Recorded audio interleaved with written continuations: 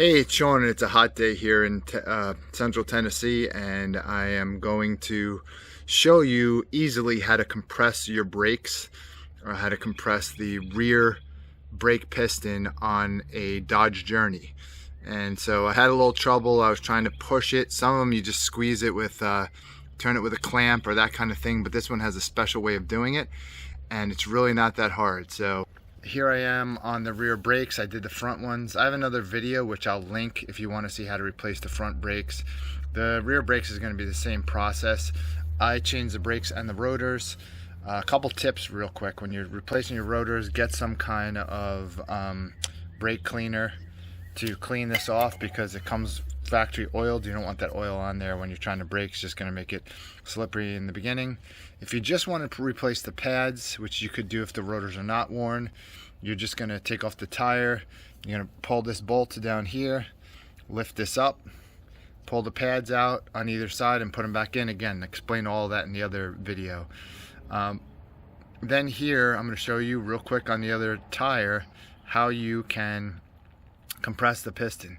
It was a simple process, but I was using a clamp here, and I tried squeezing it down, and I was squeezing and squeezing. It just wasn't going anywhere. I did the same thing with a C-clamp, and you can do that on a lot of brakes. You just put this around the piston and you compress it down. When you're going to do that, you should definitely put a brake pad on the piston so that you're pushing it on the brake pad and pushing the piston in. But again, special technique here on this car, and without further ado, let me show you how that goes. So basically you can compress this thing until you're blue in the face. It's not going to help you. What you do is get a pair of needle nose pliers, or long nose pliers, or whatever you want to call it, and you put it on here, and then you simply just twist this.